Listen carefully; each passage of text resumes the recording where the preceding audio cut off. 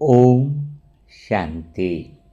बेफिक्र बादशाह कैसे बने। अगर आप आत्माएं भी बेफिक्र बादशाह बनना चाहती है तो शायद आज का सेशन आप आत्माओं के लिए ज़िंदगी बदलने वाला सेशन होगा।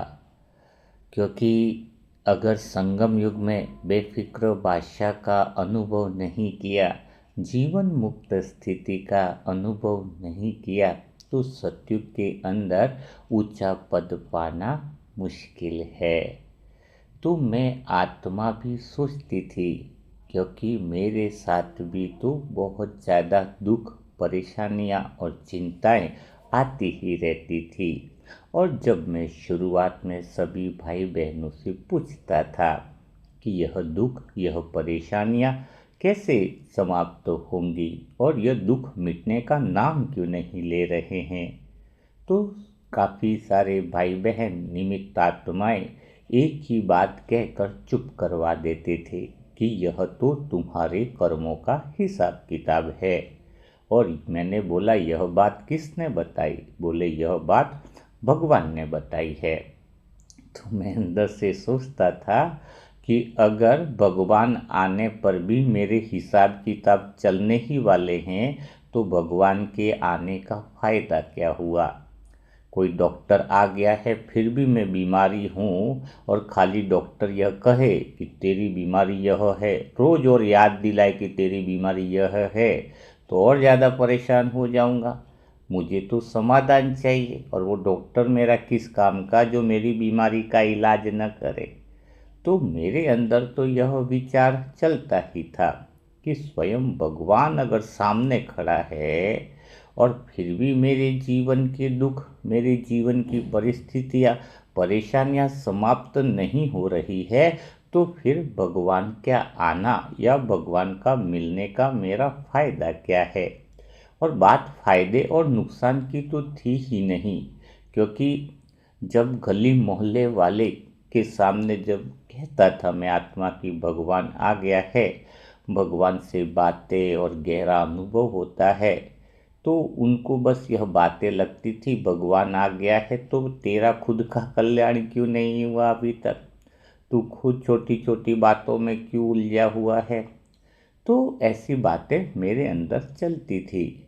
तो मैंने भगवान से वह अनुभव कैसे किया जिससे कि मैं आत्मा बेफिक्र बादशाह बनी। मेरे मन से वो चिंताएं सदा के लिए कैसे गायब हुई, वह बातें, वह अनुभव मैं आत्मा आपके साथ शेयर कर रही हूँ। और शायद यह अनुभव हर आत्मा की कहानी हो सकता है। तो आप बिल्कुल तैयार रहिए, हम सीखेंगे प्रैक्टिकल में, रिलेट करेंगे इन सारी बातों से कि हम आत्माएं इस संगम युग में बेफिक्र बादशाह कैसे रह सकती हैं। और बहुत तरीका आसान है, कोई मुश्किल नहीं है, क्योंकि यह मुझ आत्मा का अनुभव कहते हैं। सारे बीके भाइयों ने बहुत बड़ा मुश्किल बना दिया है हर बात को, लेकिन बात बिल्कुल आसान तरीके से समझी जा सकती है। आज से इसी पल से तुम हल्के सदा के लिए रहना चालू कर सकते हो। बस खाली ज़रूरत इस बात की है कि तुम्हें सारी बातों को बहुत गहराई से सुनना होगा, समझना होगा। तो शुरुआत करते हैं कि कैसे मैं आत्मा बेफिक्र बादशाह बनी, कैसे मैंने अपने मन की चिंताओं पर विजय प्राप्त करी, ऐसा क्या कारण रहा जिसकी वजह से चिंताएं मुझ आत्मा के पास आती नहीं है। बिल्कुल क्लियरली अनुभव होगा कि अगर आप भी वह विधि अपना लें तो आपके जीवन में भी यह बहुत बड़ा परिवर्तन जो है वह हो सकता है। तो सबसे पहली बात जो मुझे लगती थी वह यह थी, और समझ में भी आ गई थी कि मुझ आत्मा की जो कैपेसिटी नहीं है वो बात बाबा को दे देनी है। बात तो क्लियर हो गई थी कि चलो बाबा को बोझ दे देना है जो बातें हमारे बस की नहीं है। लेकिन बात यहाँ पर आती थी वो काम भी पूरे हो जाते थे एक्चुअल में, वो चिंताएं, वो परेशानियाँ, तकलीफ़ें भी ठीक हो जाती थी ना बाबा को बोझ देने से। लेकिन मैं बाबा से एक बात पूछता था कि बाबा, जब तुमसे ही काम करवाना है और वह काम जो मेरी सीमा के बाहर है, वह काम तो आप कर लेते हो, और आप कहते हो कि बाप समान बनना है, तो आप भी मुझे वह विधि सिखाइए कि आप कैसे कर लेते हो और मुझ आत्मा से नहीं होता है। हाँ, यह बातचीत बहुत गहरी चली मेरी बाबा के साथ कि जब बाबा, मैं आपका लाडला बच्चा, मैं आपके जैसा, और संगम युग का लक्ष्य है बाप समान बनना, तो मैं कब तक आपको परेशान करूंगा कि बाबा यह काम कर लो, बाबा यह जिम्मेदारी तुम उठा लो, यह मेरे बस की बात नहीं। तो मैंने कहा कि बाबा, आपको मैं बेफिक्र बनूं पर आप भी बेफिक्र हो जाओ कि आप मुझे वो शक्ति सिखा दो, आप मुझे वो कला सिखा दो, आप मुझे वो बातें सिखा दो जिससे मैं आत्मा भी वह सारी क्षमता अनुसार सारे वह काम कर पाऊँ और दूसरी आत्माओं की मदद कर पाऊँ। तो मानो बाबा मुझे हाथ पकड़ के सिखा रहे हैं। मानो बाबा कह रहे हैं, मेरे प्यारे लाडले बच्चे, मैं तो खाली बोझ उठाने के लिए नहीं आया हूँ, बल्कि साथ में यह अनुभव सिखाने के लिए भी आया हूँ, और तुम्हारी क्षमताओं को, तुम्हारी शक्तियों को बढ़ाने के लिए भी आया हूँ। यह दिल से अनुभव हो रहा था कि मेरा बाप, मेरा मीठा बाबा मुझे कुछ सिखाना चाह रहा है, मेरी शक्तियों को बढ़ाना चाह रहा है। तो किस तरीके से मुझे वह अनुभव हुआ कि हम आत्माएं भी वास्तव में इसलिए बोझ उठा रही है, या फिर बोझ बाबा को देख करके भी हल्के होते हैं, लेकिन हम आत्माएं सदा के लिए बेफिक्र तब कही जाएंगी जब हमें हमारे जितनी भी आसपास की बातें हैं, समस्याएं हैं, परेशानियां हैं, वह हम खुद उठाना सीख जाएं। क्योंकि छोटा बच्चा होता है तो पिता पहले हाथ पकड़ के चलना सिखाता है। एक समय ऐसा आता है जब उसे खुद को चलना होता है। तो मुझ आत्मा के सारे काम बहुत बढ़िया हो रहे थे, क्योंकि जो फिक्र आती थी वो तो बाबा को दे ही देता था। लेकिन अब शुरुआत हो रही थी कि मुझ आत्मा को उस लायक बनना, बाप समान स्थिति के करीब जाना, कम से कम जिम्मेदारियां बाबा को देना, अधिक से अधिक काम मैं आत्मा खुद करूं, निमित्त आत्मा जो भगवान मेरे अंदर शक्तियां डाल रहा है। तो इसकी शुरुआत अगर आपको समझनी है जो मुझ आत्मा की हुई, तो वह हुई तीनों लोकों के रहस्य को जानने के बाद। यह बात अगर कोई आत्मा गहराई से समझ जाए कि सूक्ष्म वतन वास्तव में है क्या, परम धाम वास्तव में है क्या, और मूल वतन मतलब ये स्थूल वतन क्या है, जब इस चीज़ों को तीनों को कोई आत्मा गहराई से समझ ले, तो वो आत्मा उसी पल से बेफिक्र हो जाती है। उसी पल से उस आत्मा में इतनी शक्ति आ जाती है कि हर कार्य उसको सहज लगता है, हर कार्य बहुत आसान लगता है। तो चलो शुरुआत करते हैं, क्योंकि शुरुआत में तो सूक्ष्म वतन सिर्फ यही लगता था। कमेंट्री लगा देते थे कि वो सेंटर में कि मैं आत्मा उड़ी, प्रकृति के पांचों तत्व से पार गई, लाइट के प्रकाश में गई और लाइट के प्रकाश में वो देखा। ये कुछ भी नहीं है। वो कमेंट्री और ये सबसे आप वो 90 साल हो गए वो करते करते, उससे कुछ होने वाला नहीं है। प्रैक्टिकल यह बात है कि सूक्ष्म वतन को समझना पड़ेगा, सूक्ष्म वतन को गहराई से समझना पड़ेगा। जो दादियों ने किया, जो ब्रह्मा बाबा ने, शुरुआत की दादियाँ सब कोई कमेंट्री थोड़ी सुनकर हुई है, उन्होंने गहराई से उस वतन को अनुभव किया है, गहराई से वो समझ को विकसित किया है। तो हम आत्माओं को भी सूक्ष्म वतन के रहस्य को और स्थूल वतन के रहस्य को समझना चाहिए। तो सबसे पहली बात है जो गहरी है कि सूक्ष्म वतन कहते किसको है, सूक्ष्म वतन का द्वार खुलता कैसे है। अगर आप आत्माएं अभी तक लाइट का प्रकाश, अपने सूक्ष्म स्वरूप को नहीं देख पा रहे हो, तो इसका कारण क्या है, और सूक्ष्म स्वरूप दिखेगा नहीं तब तक तो आप आत्माएं बेफिक्र बन ही नहीं सकती हो। यह बहुत गहरी बात है जो अभी आपको क्लियर होने वाली है। तो बिल्कुल ध्यान से पूरा सेशन सुनिए, बिल्कुल डिस्टर्ब मत हो, नहीं तो कोई सी भी लाइन अगर मिस हो गई तो फिर आप उन चीज़ों से डिटेच समझ नहीं पाओगे बात की गहराई को। तो सबसे पहली बात है, सूक्ष्म वतन जो है वह एक ऐसा वतन है जहाँ आत्मा जो है वो स्थूल शरीर जो है अपना उसकी सीमाओं से पार चली जाती है, हल्के, दिव्य और पारदर्शी रूप में अनुभव करती है। लेकिन यह बहुत गहरी बात है कि सूक्ष्मतन की पहला रहस्य आपको समझना होगा। यहाँ पर क्या होता है, पृथ्वी लोक में एक गिलास मैंने पानी दिया, एक बाइक चालू करी, रोटी बनाई, तो वो कर्म ही हमें वास्तविक लगते हैं। यहाँ पर स्थूल वतन में विचारों को कोई इम्पोर्टेंस नहीं देखता है। यहाँ पर जो कर्म किए वो सादा है, अच्छे लगते हैं। जैसे घर पे मेहमान आए, मैंने उनको एक गिलास पानी दिया, चलो पानी पियोगे, भोजन खाओगे, मन में विचार आया ये कहाँ से आ गए, कहाँ से टपक गए, तो उस विचारों को कोई इम्पोर्टेंस नहीं देती है यहाँ पर आत्मा। यहाँ पर कर्म ही वास्तविक है, यहाँ पर कर्म ही, परिणाम ही वास्तविक लगते हैं। लेकिन वतन का पहला रहस्य आपको समझना होगा, वतन में जैसे ही आत्मा सूक्ष्म वतन में पहुँचती है, वहाँ पर विचार वास्तविक लगते हैं। क्या चीज़ वास्तविक लगते हैं कि जो विचार कर रहा है उसको सत्य लगता है कि जो मैंने विचार किया वो हो गया।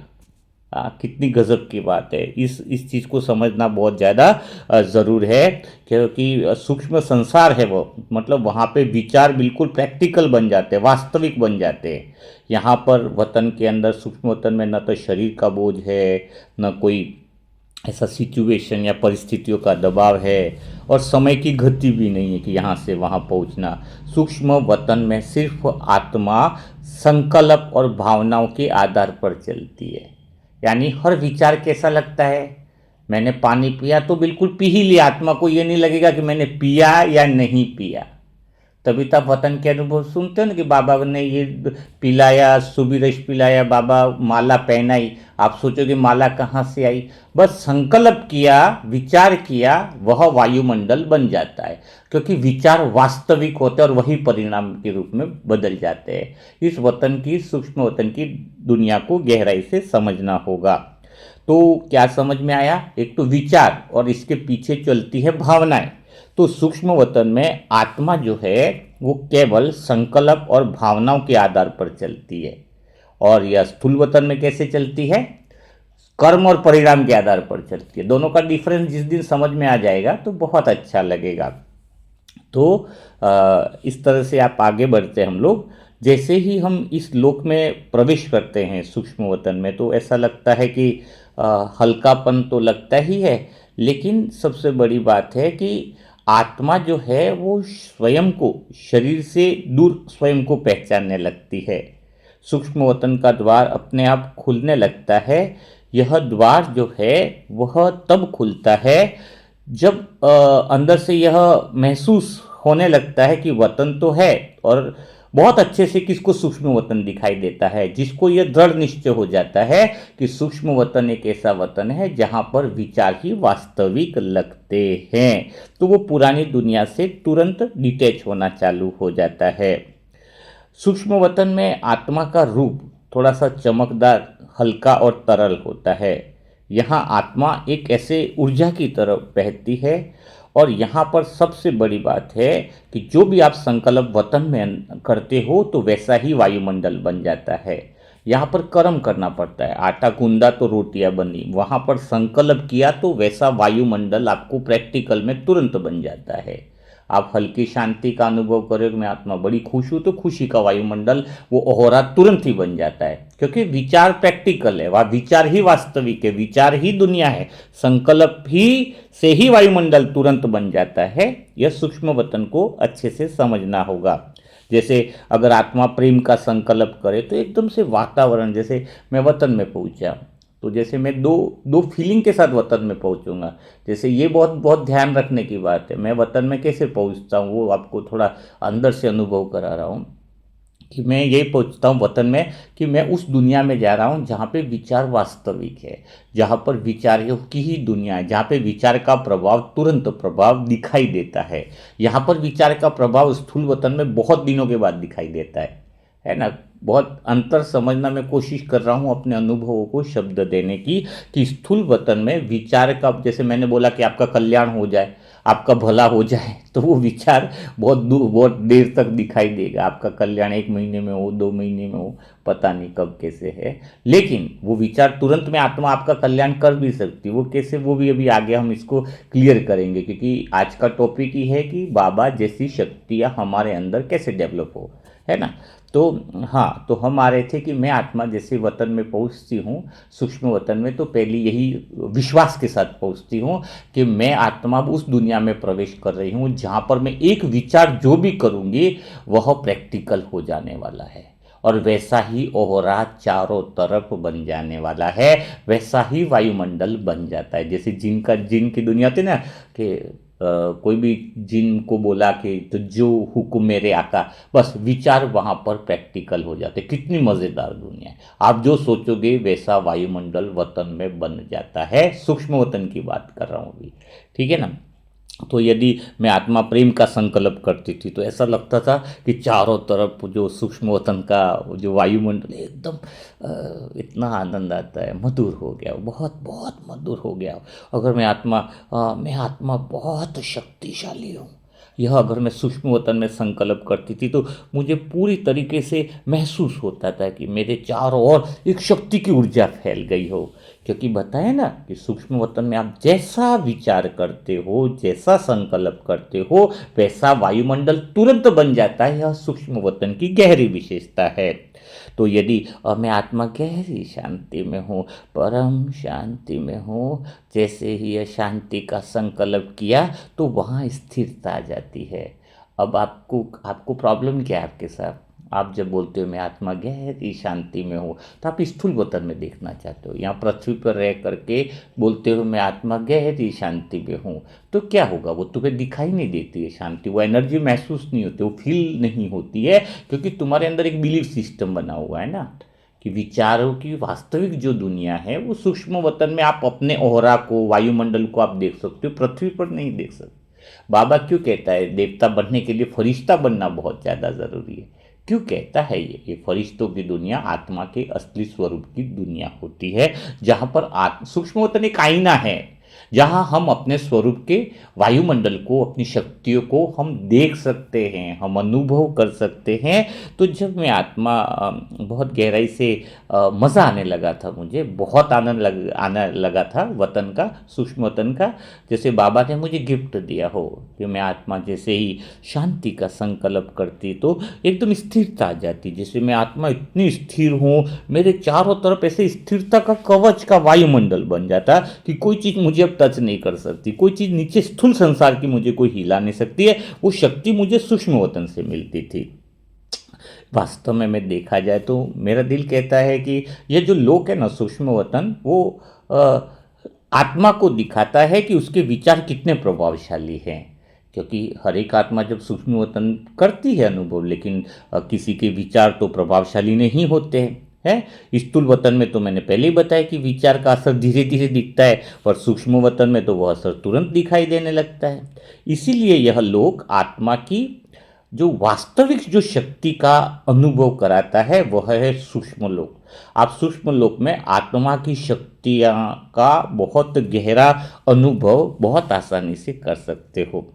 आत्मा यहाँ पर समझती है कि उसका हर विचार वास्तव में एक बीज है जो परिणामों का वृक्ष बनकर स्थूल वतन में उभरता है। यानी आप अपने जीवन में धन की समस्या है या दूसरी कोई भी एनीवन कोई भी समस्या, शरीर की बीमारी की मान लो, एनीवन कोई भी समस्या है, अगर आप वतन में जा कर के बहुत अच्छे बीज डाल देते हो, विचार एनर्जी कि आप अब वो प्रभाव, क्योंकि वहाँ पे तो तुरंत प्रभाव है। जैसे बोला कि मैं आत्मा कैसी हूँ, शक्तिशाली हूँ, हर चीज़ से भरपूर हूँ, तो भरपूरता का ऊर्जा चारों तरफ बन जाएगा। भरपूरता की ऊर्जा, ऐसा नहीं कि धन है तो धन की कमी, तो धन के कहते भरपूरता का संकल्प करना है, क्योंकि वह धन है तो भरपूरता की एनर्जी आपके चारों तरफ बन जाएगी, और वह फिर स्थूल वतन में कर्म के रूप में और परिणाम के रूप में बहुत जल्दी दिखने को लगेगी। क्योंकि सूक्ष्म वतन एक ऐसा है जो भविष्य का भी निर्माण कर देता है और हमें भविष्य की चीज़ें भी स्पष्ट दिखाई देती है। तो क्या समझ में आया कि जो सूक्ष्म वतन वो अपने संस्कारों से भी परिचित हम कर सकते हैं। जो हमारे अंदर दिव्य संस्कार है ना, वह सूक्ष्म वतन में बहुत आसानी से दिखते हैं, क्योंकि वहाँ पर आत्मा जो है वो स्वयं के प्रकाश को देख सकती है। जो मैं आत्मा अपन करते हैं ना, मेरा बिंदु दिखता नहीं, मेरा ये नहीं दिखता। आप बिंदु को देखने की क्या ज़रूरत है? आप सोचो मैं शांत स्वरूप हूँ, आपको शांति का प्रकाश दिखाई देगा। आप बोलो मैं प्रेम स्वरूप हूँ, प्रेम की लाइट दिखाई देगी। मैं स्थिर स्वरूप हूँ, स्थिरता आपको दिखाई देगी। लेकिन दिखाई तब देगी जब आपको यह पता रहे कि सूक्ष्म वतन एक ऐसा वतन है जहां पर विचार ही वास्तविकता है। क्यों ऑफिस क्यों बताया है शिव बाबा ने? वो वहां पर मिलकर के संकल्प की भाषा चलती है, संकल्प की भाषा चलती है, इसका अर्थ ही नहीं समझते। अरे संकल्प ही वहां पे वास्तविक है ना। सूक्ष्मतम में क्या विचार वास्तविक है? संकल्प ही वास्तविक है, विचार ही प्रैक्टिकल है। विचार जो किया वही सत्य हो गया। उसको महसूस होता है कि जो विचार मैंने किया वही सत्य हो गया। तो कई लोग कहते हैं बाबा से जवाब नहीं मिलता, बाबा से बातें नहीं होती। वो सूक्ष्म वतन के अंदर एंट्री ही नहीं मारी है सही तरीके से। अगर कोई बोलेगा ना ऐसा है, आप सूक्ष्म वतन में जो विचार ही वास्तविक है, इस विश्वास के साथ जब वतन में एंट्री होती है तो आपके उसी समय उसी पल से बेफिक्र बादशाह होने का जो कदम है वह चालू हो जाता है। ये मैं मुझ आत्मा का निजी अनुभव बता रहा है कि जो मुझ आत्मा ने बड़े आनंद के साथ किया हुआ है और बहुत अच्छा मुझे लगता है। तो वापिस हम बात क्या आ रहे थे कि वहाँ पर हम आत्मा जो है वो स्वयं के प्रकाश को देख सकती है और अपनी जो धारणा है उसको भी महसूस कर सकती है। और सबसे बड़ी बात है कि हम अपने भविष्य के संकल्प को आकार दे सकती है। यानी भविष्य में हमें क्या करना है, कैसा जीवन जीना है, भविष्य में क्या होना चाहिए, हम क्या चाहते हैं, वो सारी एनर्जी वहाँ से क्रिएट हम कर सकते हैं। यह एक दर्पण की तरह है जहाँ आत्मा अपने वर्तमान और भविष्य दोनों को एक साथ देख सकती है। जैसे हम संपूर्ण फरिश्ता बनने वाले हैं तो आत्मा पूरे गुणों को वहाँ पर देख पाती है, प्रेम के, शांति के। जो जैसा वह जब विचारी वास्तविक है तब आप सोच लो कि आपको कैसे जीवन जीना है, कैसा आपको अनुभव करना है ना। तो यहाँ पर सूक्ष्म वतन में कोई समय का टेंशन नहीं। आधा घंटा आप सोचो सूक्ष्म वतन में मैं 20 मिनट अनुभव कर रही हूँ तो देह की बातों में आ गए आप, है ना। वहाँ पर कोई समय नहीं। गति और दूरी स्थूल वतन की सबसे कोई महत्वपूर्ण चीज़ नहीं है कि मुझे यहाँ से पहुँचना है, क्योंकि संकल्प की गति तो बहुत तेज होती है ना। आप जो विचार करोगे, जो संकल्प करोगे वो तो तुरंत हो जाएगा, क्योंकि आत्मा अपने संकल्प से कहीं भी पहुँच सकती है ना। चाहे किसी व्यक्ति के पास पहुंचना है या किसी स्थान पर पहुंचना है या किसी विशेष स्मृति में पहुंचना है, तो सूक्ष्म वतन जो है वो आत्मा को अनुभव कराता है कि वह शरीर से नहीं बल्कि चेतना से बंधी है ना। यहाँ पर क्या अनुभव होता है, दिन भर में हम रहते हैं स्थूल वतन में कि हम शरीर से बंधे हुए हैं, लेकिन सूक्ष्म वतन में क्लियर अनुभव होता है। वो विचारों की वास्तविकता से हमें क्लियर फीलिंग आती है कि हम अंदर जो मन जो है वो आत्मा से बंधा हुआ है, चेतना से बंधा हुआ है। तो पूरी बात का अगर मैं सार निकालूं तो यही आता है कि सूक्ष्म वतन आत्मा को उसकी गहराई से परिचित करवाता है। वह उसे दिखाता है कि आत्मा का वास्तविक स्वरूप विचार, संकल्प और प्रकाश है ना। क्या समझ में है? वापिस रिपीट करता हूँ कि आत्मा का जो वास्तविक स्वरूप है वो विचार है। ये बाहर जो दिख रहा है दुनिया, शरीर, काला पीला गोरा, लड़का लड़के, तो सोचने में भी ऐसा लगता है ये कुछ है ही नहीं। एक्चुअली आत्मा की जो वास्तविकता है वो विचार है, उसके थॉट ही प्रैक्टिकल है, उसके संकल्प ही वास्तविक है और उसका एनर्जी, उसका जो प्रकाश है वही वास्तविक है। जब आत्मा इस सत्य को समझ लेती है तब उसकी यात्रा बहुत सहज रीति से आगे बढ़ती है, क्योंकि जब विचार वास्तविक लगते हैं तो तीसरी स्टेज की शुरुआत भी हो जाती है कि विचारों का जो सोर्स है वह आत्मा है, जहाँ पर साइलेंस है। विचारों को भी तो जब साइलेंस की याद आएगी तो फिर सूक्ष्म लोक से हम वतन की याद आती है, परम धाम की। लेकिन अभी थोड़ा सा हम सूक्ष्म वतन को देखेंगे। हाँ, सीधा परम धाम तो सारा फिर आपका खिचड़ी हो जाएगा ना। तो सूक्ष्म वतन को और समझेंगे। वैसे तो पूरा महीना चले तो भी कम है, लेकिन और थोड़ा सा हम देखते हैं कि सूक्ष्म वतन में कैसा है। जैसे कि अगर मैं बताऊँ, आत्मा का जो संकल्प है ना, एक वाइब्रेशन के रूप में तुरंत फैल जाता है। आप स्थूल वतन में रह करके देह की भान में ही कर रहे हो और देह को वास्तविक समझ रहे हो, संसार को वास्तविक समझ रहे हो, तो वो दुआ, वो वाइब्रेशन नहीं फैलेगा। लेकिन अगर आप वतन का अनुभव करके कि मैं वतन में उस वास्तविक दुनिया में हूँ जहाँ पर विचार ही वास्तविक है, प्रैक्टिकल है, ऐसा सोच के किसी के लिए दुआ करोगे ना, तो तुरंत तरंग के रूप में फैल जाता है और उसी पल में वो स्वरूप भी बन जाता है। आपने जैसे बोला ना कि वो आत्मा ठीक हो रही है, आपको वो स्वरूप सामने दिखाई देगा कि वो आत्मा बिल्कुल ठीक हो रही है। लेकिन आपने संशय किया अंदर से, संशय वाले तो जो है वो, इसका मतलब क्या हुआ, स्थूल वतन में आप, संशय यानी स्थूल वतन में, निश्चय बुद्धि यानी कहाँ पे हो, सूक्ष्म वतन में। तो सूक्ष्मतन में जब आपको पता है कि मेरे विचार वास्तविक होने वाले हैं और शुद्ध विचार, ये भी बहुत गहरी बात है और बाकी सारी भी और चीज़ें को बात करें, लेकिन आप जब बोलोगे तो वो स्वरूप सामने दिखाई देने लगता है, क्योंकि जैसे आप विचार करोगे वैसा स्वरूप सूक्ष्म वतन में बन जाता है, वैसा आभा मंडल बन जाता है। और स्थूल वतन में टाइम लगता है विचारों को, इसलिए स्थूल वतन में जब विचारों के स्वरूप बनने में टाइम लगता है, इसलिए यहाँ पर हम विचारों को मूल्य नहीं देता है हर एक इंसान। लेकिन हर विचार का परिणाम आता है, हर विचार का दृश्य आता है। आपने बोला मैं ऐसे ही, मेरे तो किस्मत खराब है, तो आपको 6 महीने बाद भी पता चलेगा कि आपकी किस्मत खराब है, क्योंकि आपने सोचा है। लेकिन वो दिखता 6 महीने बाद है स्थूल वतन में। लेकिन अगर आपने वहां पर उल्टे विचार किए सूक्ष्म वतन में, तो पूरा काला काला दिखेगा तुम्हें। ऐसा नकारात्मक विचार करोगे ना, तो वतन में वो भी चीज़ दिखेगी ना आपको। आपने उल्टे सुलटे विचार किए कि मैं आत्मा सही नहीं हूँ, तो आपको पूरा काला काला दिखे, वो स्वरूप बन जाएगा। तो वहाँ पर हमें यह अनुभव होता है कि मेरे विचार की वास्तविकता क्या है। तो मुझे बहुत डर लगा, मेरे अंदर भी काफ़ी सारे नेगेटिव विचार थे, संशय के थे। तो जैसे बाबा ने अनुभव, तो वतन में पूरा आधा काला दिख रहा है, कभी मेरा लाइट स्वरूप थोड़ा सा दिख रहा है, कभी गहरा दिख रहा है, कभी नहीं दिख रहा है। तो उसका कारण ही यही था कि मैं विचार में देखता था, कर्म अच्छे कर लो, मन में गड़बड़ है तो जाते हैं, तो कौन देख रहा है अपने को, कौन अपने को अंदर चेक कर रहा है, ये सारी बातें चलती थी। लेकिन जब समझ में आया, भगवान ने मुझे वो गहराई समझाई, तो यह बात समझ में आई कि मेरे विचार से ही भविष्य का निर्माण होने वाला है। और जब मेरे विचारों में पूर्णतः शुद्धि आने लगी, तो मेरा स्वरूप वतन में और स्पष्ट दिखाई देने लगा, क्योंकि जैसा आपका स्वरूप होगा वैसा ही हमारा आभा मंडल निर्मित हो जाता है। ब्रह्मा बाबा कैसे पूर्ण बने, उनके विचारों में पूर्णतया शुद्धता आ गई थी, पूर्णतया संपूर्ण पवित्रता जिसको कहते हैं ना।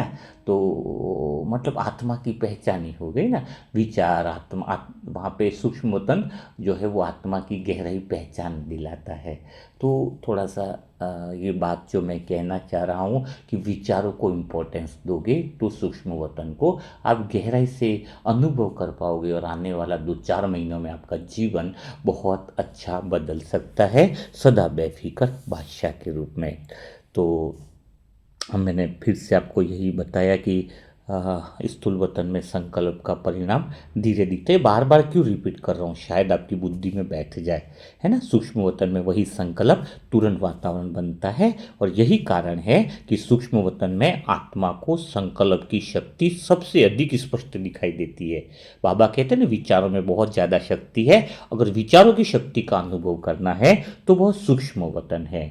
आप क्या करते हो, स्थूल वतन में विचारों की शक्ति का अनुभव करना चाहते हैं। यहाँ पर किसी के लिए बोलोगे कि इसकी बीमारी ठीक हो जाए, आप सोचो ये तो ठीक हुआ ही नहीं। आप बोलोगे सर दर्द हो रहा है, आप दे रहे हो उसको पास में खड़े होकर वाइब्रेशन कि इसकी बीमारी ठीक हो जाए, होती नहीं, क्योंकि यहाँ पर तो नियम है, यहाँ पर तो विचार लेट में परिणाम देंगे।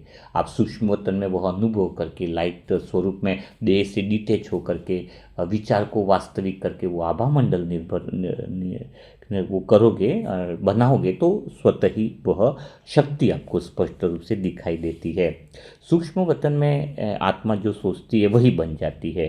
यदि आत्मा, मैंने बताया, शांति सोचती है, तो मैं आत्मा जब शांति सोच, तो चारों ओर ऐसा लगता था कि शांति का सागर उमड़ पड़ा हो, हाँ?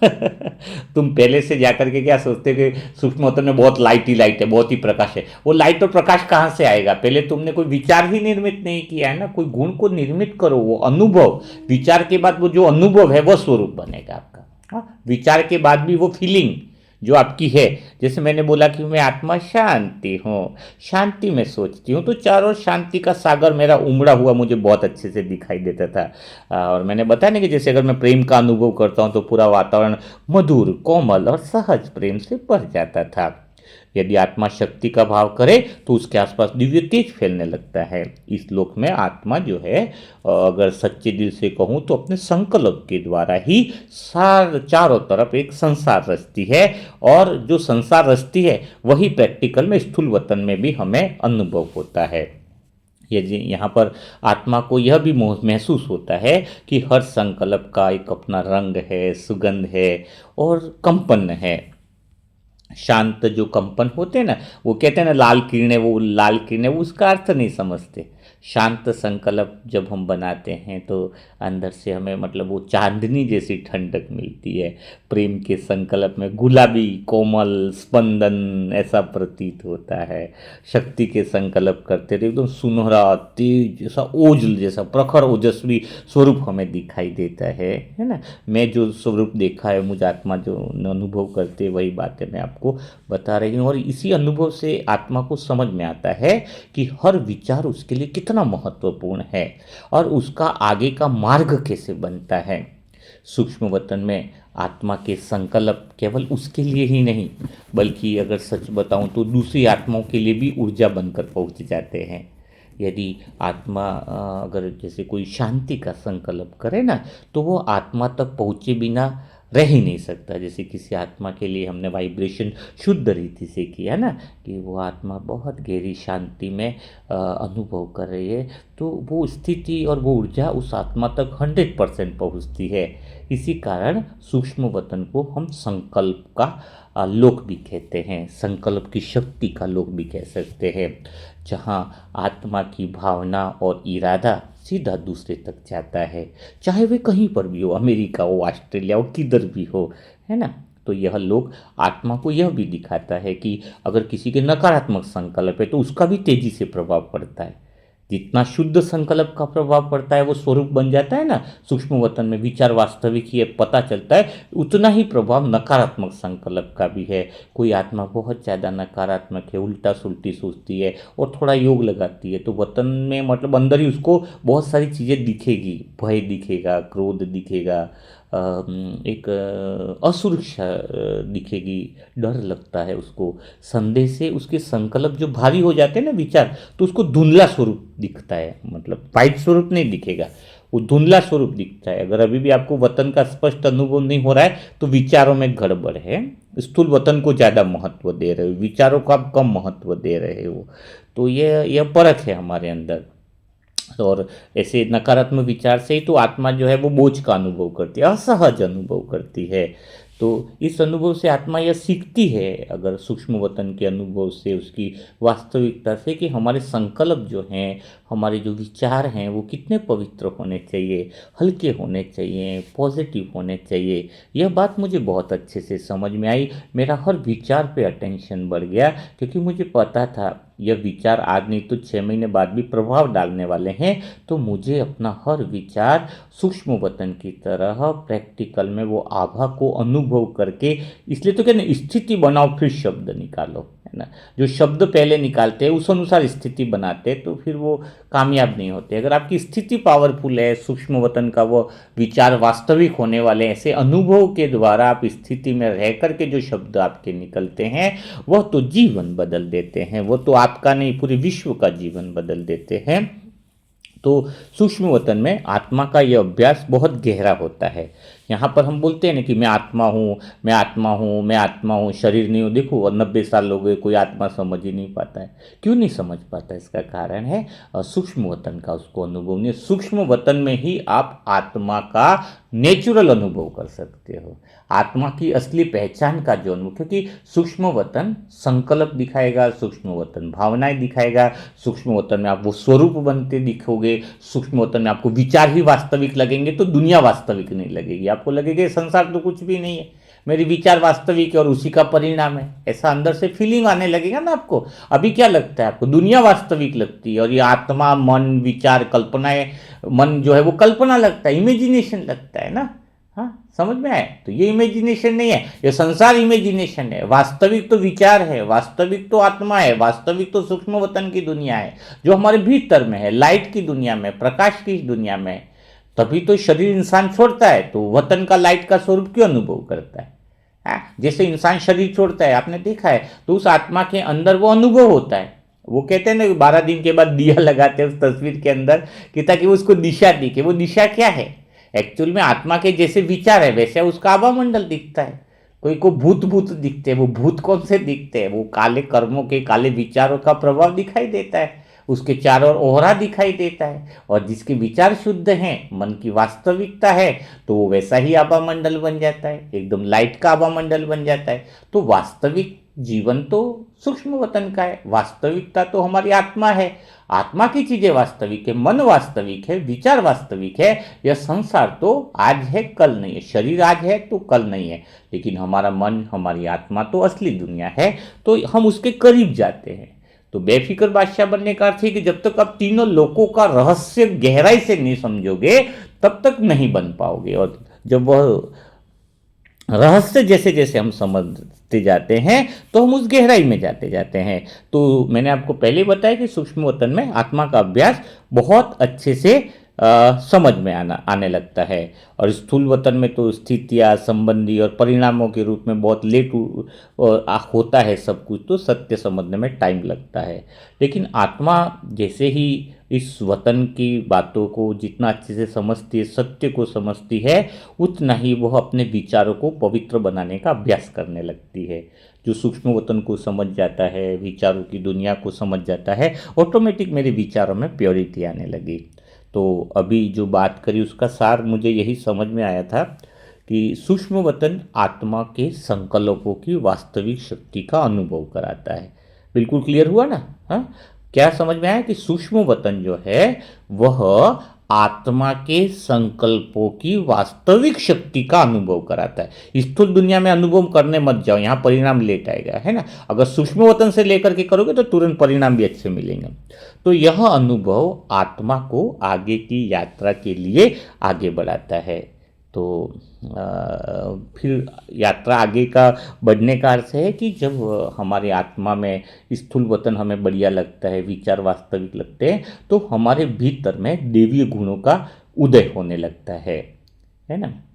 स्थूल वतन में तो हम सहन शक्ति वाले ये हैं, वो हैं। वो अनुभव कैसे कब होगा? परिस्थितियों में और संबंधों के प्रभाव में आकर दिखता है। लेकिन सूक्ष्म वतन में क्या होता है? आत्मा वहाँ तो बाहरी प्रभावों से मुक्त होती है ना, तो अपने वास्तविक गुणों की चमक देख पाते हैं कि भाई मेरे अंदर कितने अच्छे गुण हैं या क्या है, वो स्पष्ट रूप से मैं सत्य सूक्ष्म वतन में दिखाई देते हैं। आत्मा स्पष्ट रूप से महसूस करती है उसके भीतर में छिपे हुए गुण कितने विशाल हैं, कितने शक्तिशाली हैं, और वो कैसे धीरे धीरे उसके संकल्पों और अनुभवों में प्रकट होने लगते हैं। क्योंकि आत्मा के अंदर जो गुण है वही तो संकल्प विचार में प्रकट हो रहे हैं ना। अब जिसके अंदर जितने गुण होंगे उतने संकल्प और अनुभव में दिखाई देने लगेंगे। वो आईना है सूक्ष्म वतन, है ना।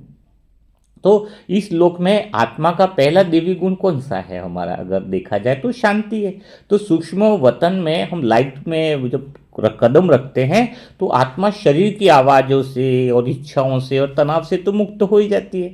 जैसे लगता है कि आत्मा स्थिर हो जाती है ना, तो उसके भीतर में वो विचार को हम वास्तविक मानते, उसी समय हमारी शांति की एक लहर स्वतः ही उठती है अंदर से। और धीरे धीरे आपको सूक्ष्म वतन में अनुभव होगा कि उसका संपूर्ण शांति का जो वातावरण है वो पूरा वातावरण शांति की शक्ति से बढ़ जाता है। सूक्ष्म वतन में चारों तरफ एक गहरा साइलेंस का कोहरा बन गया हो मानो। तो ये शांति किसी सोर्स से नहीं बल्कि आत्मा की अपनी अनादि पहचान से उठती है, क्योंकि आत्मा का मूल स्वधर्म जो है वो शांति है ना। दूसरा अगर गुण देखा जाए तो प्योरिटी है हमारा, तो वह भी हमें सूक्ष्म वतन में बहुत गहराई से आत्मा का यह गुण महसूस होता है। क्योंकि वह कोई दोष से नहीं, वासना से या भावना के भारीपन से मुक्त होता है ना। आत्मा बिल्कुल प्योर होती है, कोई उसमें विकार नहीं, कुछ भी नहीं। तो पवित्र संकल्प जैसे ही अंदर से उठते हैं तो आत्मा में एक मधुर और हल्का अनुभव जन्म लेता है। यह पवित्रता आत्मा को उसकी ऊर्जा की याद दिलाती है और भीतर से निर्मल बना देती है। तीसरा दिव्य गुण है प्रेम। सूक्ष्म वतन में आत्मा का प्रेम जो है वो किसी एक के लिए नहीं होता है बल्कि सभी के लिए होता है। और वह प्रेम किसी की इच्छा के लिए नहीं कि कोई मेरे लिए अच्छा करे, अपेक्षा रहित होता है, निर्मल होता है। यहाँ आत्मा अपने सच्चे प्रेम स्वरूप को देख पाती है। ऐसा लगता है कि प्रेम देना ही सुख है, उसे लौटने की आवश्यकता भी नहीं। फिर शक्ति का गुण, जब आत्मा संकल्प करती है कि मैं मजबूत हूँ, स्थिर हूँ और किसी भी स्थिति में टिक सकती हूँ, तो सूक्ष्म वतन में यह शक्ति तेजस्वी प्रकाश के रूप में सामने दिखाई देने लगती है। आत्मा अपने प्रकाश शरीर को मजबूत, स्थिर और ऊर्जावान अनुभव करती है, और वह शक्ति आत्मा को बताती है कि वह परिस्थितियों की नहीं है, परिस्थितियाँ उसकी संकल्प शक्ति का परिणाम है। ज्ञान भी वहाँ पर आत्मा को सहज रूप में अनुभव होता है सूक्ष्म वतन में, कि वह अनादि ज्ञान से भरी है। यह ज्ञान शब्दों का नहीं है, अनुभूति का ज्ञान है। मतलब सूक्ष्म वतन में हमें अनुभव होता है कि मैं आत्मा हूँ, एक यात्रा पर हूँ, मैं आत्मा ऊर्जा का सोर्स हूँ, और मेरे संकल्प में जो मैं जैसा संकल्प करती हूँ वैसे ही आभा मंडल बनता है और वैसा ही परिणाम होता है। तो यह ज्ञान कोई शब्दों से थोड़ी है। आप बोलोगे वतन ऐसा होता है, आप बोलोगे कि 3 लोग कैसे होते हैं, नहीं, ये अनुभव का ज्ञान है। आत्मा में जो ज्ञान है ना सारा, वो ओरिजिनल का ज्ञान है, कि वह उसको पता है कि ये तो मेरी यात्रा है, संसार वास्तविक नहीं है, विचार वास्तविक है। वो स्वतः ही अंदर से वो ज्ञान स्पष्ट आ जाता है। तभी तो मुरलिया सब बाद में रखने की थोड़ी ज़रूरत है, वो तो हमारे अंदर जो है वह यह सारी चीज़ें आ जाती हैं। तो सूक्ष्म वतन का तो वैसे बहुत लंबा चौड़ा रहता है, लेकिन सूक्ष्म वतन में आत्मा का हल्कापन जो है ना, वो ऑटोमेटिक बढ़ने लगता है, क्योंकि जब वो आत्मा के संकल्प और विचार जो हैं जैसे जैसे और प्योर होते हैं, तो उसको स्थिरता का अनुभव होने लगता है। जितना अधिक आत्मा अपने संकल्प को शांत बनाती है, पवित्र बनाती है, स्पष्ट बनाती है, उतना ही वह सूक्ष्म जगत में हल्की और मुक्त स्थिति का अनुभव करती जाती है। और सच बताऊं तो सूक्ष्म वतन में आत्मा को यह स्पष्ट दिखाई देता है कि उसके भारी विचार तुरंत उसके प्रकाश को मंद कर देते हैं। जैसे हम वतन में है ना, कोई भारी विचार आ गया मेरा, संदेह का विचार आया, भय का, क्रोध, तो वो लाइट का प्रकाश जो ओहरा बना हुआ है वो बिल्कुल कम हो जाता है। नकारात्मक जो होते हैं विचार, वो भारीपन का स्वरूप वहाँ पर बनाते हैं। तो भारी कोई चीज़ है ना, भारी भारी लगती है, और वो और अनुभव होता है। एक्चुअल में वतन में ये अनुभव मुझे होने लगा कि भारी विचार मेरी ऊर्जा को रोकते हैं, मेरी जो एनर्जी है, मेरी जो शक्ति है, मेरे अंदर की जो पावर है, उसको भारी विचार रोकते हैं। और जितना मेरे विचार हल्के हैं, हाँ, तो वो बहुत अच्छे से आत्मा की ऊर्जा की गति का माध्यम बनते हैं। और ये जो जो भीतर का जो फरिश्ता कहते हैं ना, हल्का होता है, तो हल्कापन जो है वो आत्मा की अंदर की जो प्योरिटी है ना, उससे उससे ही मतलब पैदा होता है। और देखा जाए तो यह लोक हमें, आत्मा को यह भी सिखाता है कि हल्का रहना वास्तव में अपने संकल्पों को सरल और सकारात्मक रखने से होता है। जब आत्मा जो है, जैसी है के सिद्धांत को तुरंत स्वीकार करती है, तो उसका मन तुरंत शांत होने लगता है। तो मैं आत्मा तो यही कहना चाहूँगी कि आत्मा का इतना लाइट स्वरूप, आत्मा का भार मानो बिल्कुल कम हो जाना, है ना, तो यह बातें आपको गहराई से समझनी होगी। तीनों लोगों का क्या संबंध है, यह बातें भी जब हमें क्लियर होगी ना, तो हमें बहुत अच्छा लगेगा। बेफिक्र बादशाह होने का अर्थ यही है कि हम तीनों लोगों को अच्छे से समझें। है, समय आएगा तो मैं आपको एक एक वतन का पूरा गहराई से लंबे समय का अनुभव कराऊंगा। हाँ, अभी मुख्य बातें आती है, वो दिल में आती है, वो बता देता हूँ।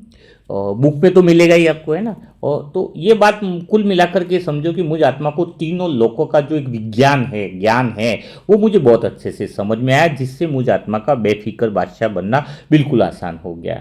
तो जब आत्मा इस तीनों लोकों के जो नियम हैं उसके अनुसार अनुभव कर लेती है कि स्थूल वतन का अनुभव क्या है, तो एक बात पक्की कर लो, स्थूल वतन का अर्थ है शरीर है, स्थूल वतन में कर्म है, और वो भौतिक ऊर्जा, बाहर की ऊर्जा है ना। सूक्ष्म वतन का विज्ञान क्या कहता है, सूक्ष्म वतन कैसे चलता है, सूक्ष्म वतन की थीसिस क्या बाबा ने बताइए। वह सूक्ष्म वतन सिर्फ संकल्प से चलता है, भावना से चलता है और चेतना पर चलता है। यहाँ पर भौतिक ऊर्जा है, वहां पर सूक्ष्म ऊर्जा है, आत्मा की चेतना की ऊर्जा स्पष्ट और संकल्प से चल रहा है, भावना से दिखता है, संकल्प से, है ना। तो और परम धाम का तो अलग ही है, वहाँ पर तो शांति है, मौन है और प्रकाश है। इसको तो और बाद में हम लेंगे। तो अभी बस यही है कि स्थूल वतन वाले लोग तो क्या समझते हैं कि यहाँ तो हर कर्म का जो परिणाम और अनुभव है उसी से अनुसार इंसान चलता है। वो भी इसको समझ में नहीं आता कि जो बोया है वो उगता है, उसका अर्थ क्या है। तो जितना आप सूक्ष्म वतन का अनुभव करोगे, विचारों की वास्तविकता वहाँ पर है, उसका अनुभव करेंगे, तो हम आत्माएं जो हैं बोझ से मुक्त हो सकते हैं। बेफिक्र बादशाह बनना तो बहुत ईजी है, बहुत ईजी है ना।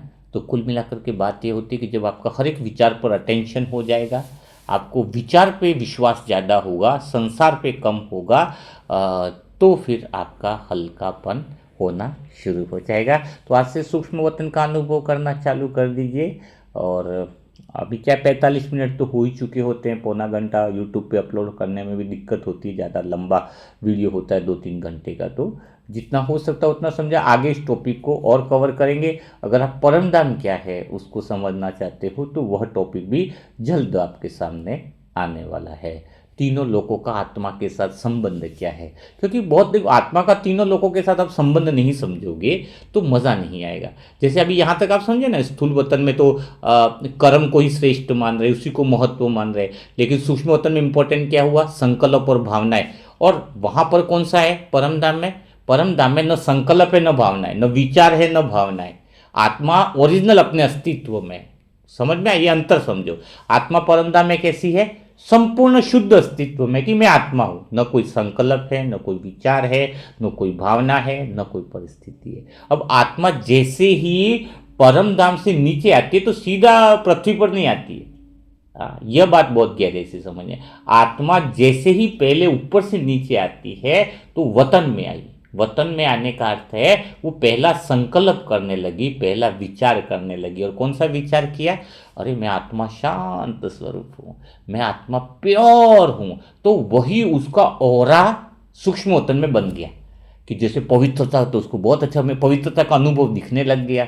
जो संकल्प करे वही अनुभव किस में दिखने लग गया, सूक्ष्म वतन में दिखने लग गया है। इसको बहुत गहरा है। जैसे मैं आत्मा परमधाम में थी, बैठी थी, अब जैसे मैं आत्मा सूक्ष्म, मैं अपनी यात्रा से आपको समझा रही हूँ, तो मैं वह सूक्ष्म वतन में, तो मुझे जैसे परमधाम में तो कुछ अनुभव हो ही नहीं रहा था, क्योंकि वहां पे तो सिर्फ अस्तित्व है ना, संकल्प नहीं और भावनाएं भी नहीं। देखो भावनाएं भी नहीं है परमधाम में, इस बात को अंडरलाइन करना तो आप बहुत अच्छे से समझ पाओगे।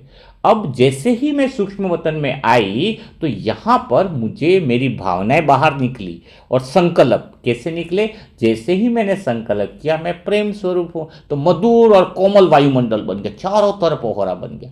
फिर मैंने बोला मैं पवित्र स्वरूप हूं तो पवित्रता का वायुमंडल बन गया। शक्ति हूं तो शक्ति। अब मेरे को लगा कि जब मेरे अनुभव इतने मुझे अच्छे लग रहे हैं तो अब मुझे क्या हुआ, मैं इस अनुभवों को और बढ़ाना चाहती थी। क्या करना चाहती थी, मेरे दिल में हुआ कि यहाँ पर इतने अच्छे अनुभव हो रहे हैं सूक्ष्म वतन में, तो मैं नीचे धरती पर जाकर के धरती के भी अनुभव लूँ, संसार के भी अनुभव लूँ। मतलब संसार के अनुभव नहीं लेने थे, मुझ आत्मा के वह अनुभव और कैसे दिखे। सूक्ष्म वतन में तो दिखने लग गए कि मैं शांत स्वरूप हूँ, प्रेम स्वरूप हूँ, लेकिन अगर मैं संसार में जाऊंगा तो ये अनुभव मुझे कैसे देखने लगेंगे, कैसे दिखेंगे। और उसी विचार से, उसी चीज से मैं अपने अनुभवों को और विस्तार रूप में देखने के लिए इस धरती पर आई। अब क्या हुआ, सत्युग में तो मुझे स्मृति थी कि मेरे अपने अनुभवों को बढ़ाकर देखना है। तो मैं शांत थी, आनंद थी, तो मेरे अनुभव विस्तार पाते गए, है ना। संसार में प्रकृति भी मुझे शांति में दिखने लगी। जैसे मैं शांति करूं तो मेरे ओहरा भी शांति का बने, और ओहरा के बाद क्या हो, संसार में भी मुझे शांति का वो दिखे, प्रकृति भी बहुत बढ़िया दिखने लगी। तो यह संसार में शुरुआत में बहुत अच्छा लगा, हजार साल, 500, 1000, 2000, लेकिन धीरे धीरे फिर मैं किस में फंस गई, परिस्थिति, अपनी रोल में फंस गई, खुद को भूल गई, मेन सोर्स को मैं आत्मा भूल गई। तो यह जो मेन सोर्स को भूली तो फिर मैं क्या कर्म बंधन में बन गई, कर्म के हिसाब किताब में बन गई और पूरा गड़बड़ हो गया मामला, है ना। तो अभी इस जब हम अपनी तीनों की यात्रा समझते हैं ना आत्मा की, तो बहुत बेफिक्र हो जाते हैं। अभी इंसान खाली जन्म और मृत्यु की यात्रा समझता है कि जन्म है मृत्यु है, जन्म है मृत्यु है। नहीं नहीं, आत्मा तीनों लोगों का रहस्य अंदर से अभी भी चल रहा है। अभी तीनों लोग अंदर चल रहे हैं अपने अंदर। मैं आत्मा मूल स्वरूप में सोर्स परमधाम से जुड़ी हुई हूँ, क्योंकि मेरे भीतर में वह गहरा साइलेंस है परमधाम वाला।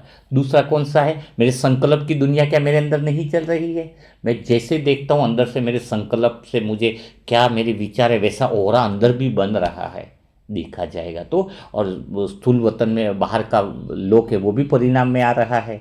तो ये लगता ही नहीं कि कोई जन्म है या कोई मृत्यु है। एक्चुअल में आत्मा तीनों लोकों की यात्रा को जब समझ लेती है तो सदा के लिए बेफिक्र हो जाती है, क्योंकि भीतर की शक्तियां बाहर आने लगती है। आत्मा डिटैच हो जाती है। आत्मा अपनी एक संसार को एक यात्रा का एक पड़ाव समझती है, संसार को संपूर्ण नहीं समझती है कि भाई मैं आत्मा तो यहाँ पर अनुभवों के विस्तार को देखने के लिए आई। अब मैं आत्मा को, मुझे स्मृति आ गई है तो मैं ऊपर जाऊंगी, है ना। देखो इसीलिए आपने देखा है द्वापर युग में भी कोई सूक्ष्म वतन खत्म नहीं होता है। बाबा कहते हैं ना संगम युग में रचा है, इसका अर्थ थोड़ा गहरा है। तभी तो द्वापर युग से क्या करते हैं, सूक्ष्म वतन मतलब कई सारी आत्माएं कहते हैं 7 चक्र है, जागृत करो, ये करो। कहीं ना कहीं अंदर से यह अनुभव बना रहता है कि विचारों की दुनिया वास्तविक है। तो भीतर में लाइट देखते हैं, कभी कोई देखते हैं, क्योंकि सूक्ष्म वतन का अनुभव करने के बाद ही हम परम धाम में पहुंच सकते हैं। क्योंकि विचार को भी ऊर्जा देने वाली आत्मा है, वह पहचान हमें सूक्ष्म वतन से मिलती है।